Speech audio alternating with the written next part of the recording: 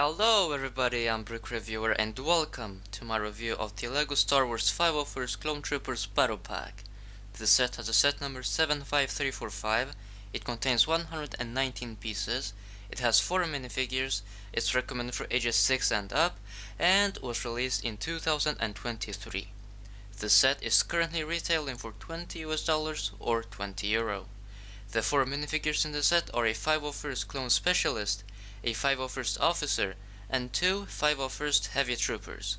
So without further ado, let's have a closer look at the minifigures. So first up we have the 501st Clone Specialist, and I must say, he looks really cool. He's got torso printing with 2 orange markings on his top left, and he also has leg printing. And the coolest part, his helmet.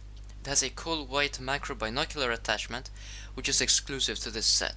And at the back you will find some back printing, which is always nice to see. Oh yeah, he also has a large black blaster with a suppressor, which is actually a black candle piece. Clever. Next, we have the 501st Officer, and he looks great as well. He has a slightly different torso than the 501st Specialist, and he's got a slightly different leg printing, but it looks good. He has a blue antenna on his helmet, and at the back there is some printing, which is also slightly different than the 501st Specialist. Oh yeah, he also wields a small black blaster. And lastly, the 501st Heavy Trooper, and like I mentioned earlier, there are 2 of this one in this set. And honestly, this is the best minifigure in the set. His torso is very detailed, like he's got some sort of bandolier printed on it. He also has leg printing, but it's nothing new. The helmet is much more interesting though. It has a blue visor on it, as well as a slightly different print than on the other ones. And at the back, you'll find a backpack with a printed 1x1 tile with the Republic logo on it. And underneath it, you will find back printing, which is slightly different than the previous ones. Oh, and it's got a blaster which is built out of 2 pieces. Really like this one. And each minifigure in the set has the exact same head, which shouldn't really be surprising. It's also worth mentioning that the helmets in the set are not the same as the ones from the 75280 Java First Legion Clone Trooper set from 2020. There are some small changes when it comes to the prints, but the major difference are the holes in the helmets. The 2020 helmets did not have them, but the newer ones do, and it allows you to customize the helmet, which is really cool and I really like it, even if some people don't.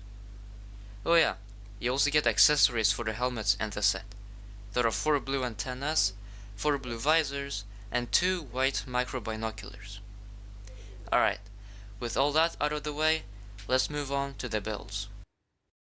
Okay, so the build in this set is a cannon, and it really reminds me of the AV7 cannon.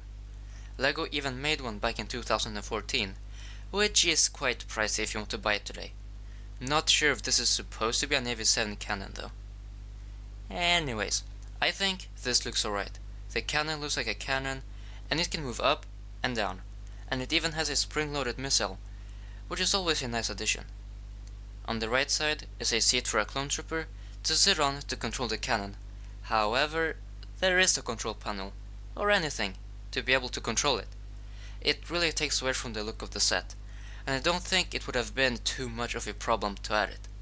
An older set from 2012 has it, so why doesn't this one? Oh well, at least there is a transparent 2x2 round brick underneath the cannon for better stability. So, in conclusion, this set is pretty good.